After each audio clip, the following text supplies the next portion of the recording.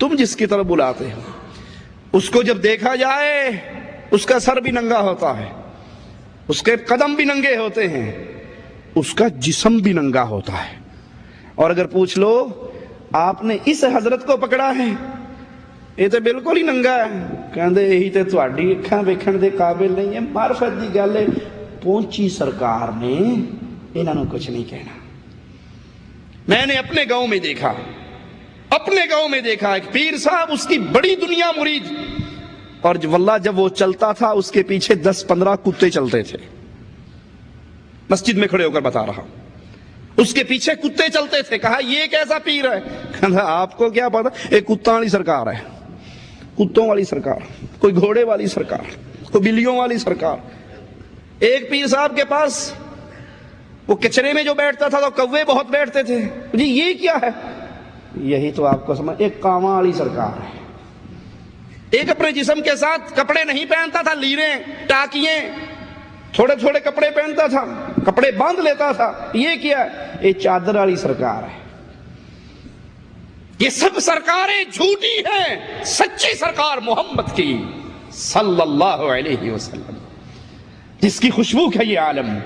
صحابی کہتے ہیں نہ مشک میں، نہ عنبر میں، نہ کائنات کی کسی چیز میں وہ خوشبو جو جسد محمد الرسول اللہ میں تھی صلی اللہ علیہ وسلم۔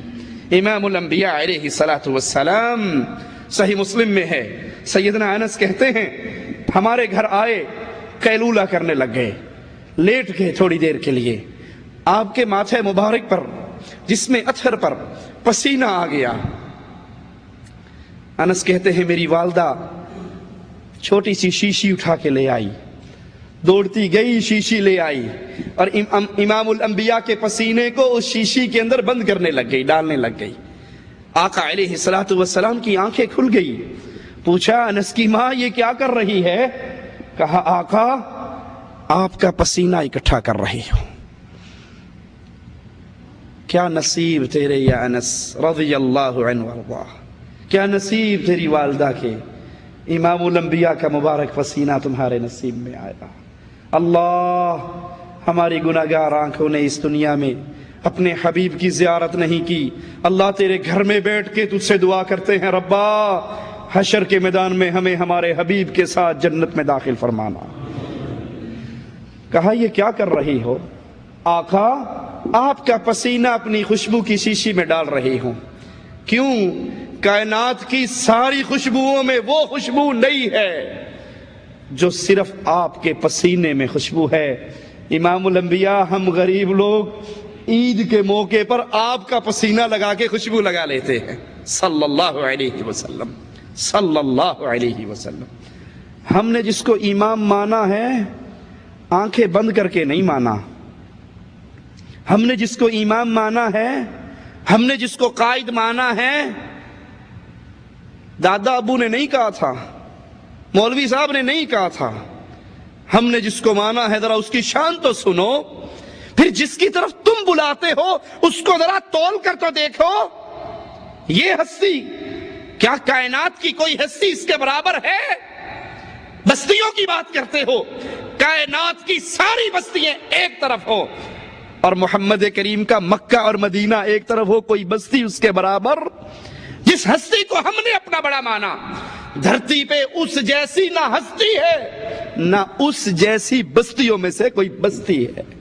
نام نامی اسم گرامی محمد الرسول اللہ صلی اللہ علیہ وسلم، امام الانبیاء، آپ کی شان نبوت سے پہلے کی شان اپنے دل میں بٹھائیے، خوش ہو جائیے، مبارک ہو اس کو جس نے محمد کریم کو امام اعظم مان لیا، خوشخبری ہے اس کے لیے جس نے چہرہ بنایا تو محمدی، نماز پڑھی تو محمدی، طلاق کے مسئلے آئے تو محمدی، نکاح کا ماجرا آیا تو محمدی، حج کا سیزن آیا تو محمدی، روزوں کے دن آئے تو محمدی، جو رنگ محمد میں رنگ گیا، رب کی قسم یہ دھرتی بھی اس کے لیے ہے اور قیامت بھی اس کے لیے ہے، نہ وہ اس دھرتی میں ذلیل ہو سکتا ہے نہ وہ حشر میں ذلیل ہو سکتا۔ شرط کیا ہے؟ وہ محمدی بننے میں سچا ہو، وہ وفائے محمد میں سچا ہو، وہ امام الانبیاء کی محبت میں سچا ہو۔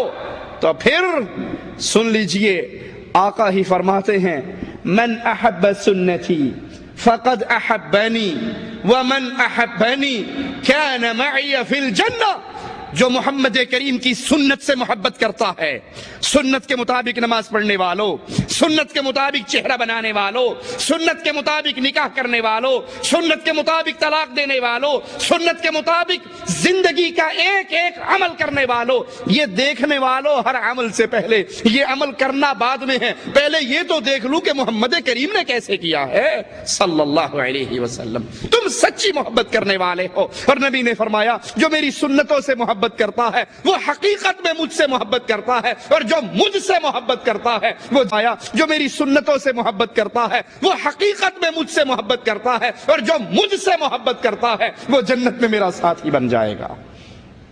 من احب سنتی فقد احبنی ومن احبنی کان معی فی الجنہ۔ اگر جنت میں نبی کا ساتھ چاہتے ہو، اگر جنت رب کی حاصل کرنا چاہتے ہو، ایک ہی طریقہ ہے، کائنات کے سارے لوگوں سے اتباع والا دامن توڑ کر محمد الرسول اللہ سے جوڑ لو۔ یہ جملے نہ کہا کرو، بات تو ٹھیک ہے، حدیث میں تو آیا ہے، لیکن کیا کریں، ہمارے مولوی صاحب یوں نہیں کہتے، ہمارے امام صاحب یوں نہیں کہتے، ہمارے شیخ صاحب یوں نہیں کہتے۔ میں آپ کو مثال دے کے بات آگے چلاتا ہوں۔ ایک بندہ دوستی کرنے لگے، وہ ایم پی اے سے دوستی کر لے، کوئی دوستی کرے، اس نے اور اوپر چھلانگ ماری ایم این اے سے دوستی کر لی۔ ارے جس کی دوستی وزیر اعظم سے ہو جائے وہ ایم پی اے کو کچھ سمجھتا ہے؟ وہ ایم این اے کو کچھ جانتا ہے؟ وہ کہتا ہے میری ڈائریکٹ دوستی وزیر اعظم سے ہے۔ ایم پی اے صاحب کی وزیر اعظم کے مقابلے میں کیا حیثیت ہے؟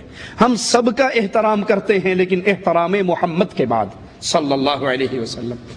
کسی نے کسی کو پکڑا، کسی نے کسی کو پکڑا، تو کسی مرشد پہ گرا، اور ہم نے اس کو اپنا مرشد بنایا، اس کو اپنا امام بنایا، زندگی میں ہر مسئلہ اس کی حدیث سے تلاش کیا، جس کا نام نامی محمد الرسول اللہ صلی اللہ علیہ وسلم، جس کی شان دائی حلیمہ بیان کرتی ہیں، طبرانی میں یہ روایت موجود ہے کہ رسول اللہ صلی اللہ علیہ وسلم کی رضائی والدہ حلیمہ اپنے شوہر کے ساتھ مکے کی طرف چلتی ہیں۔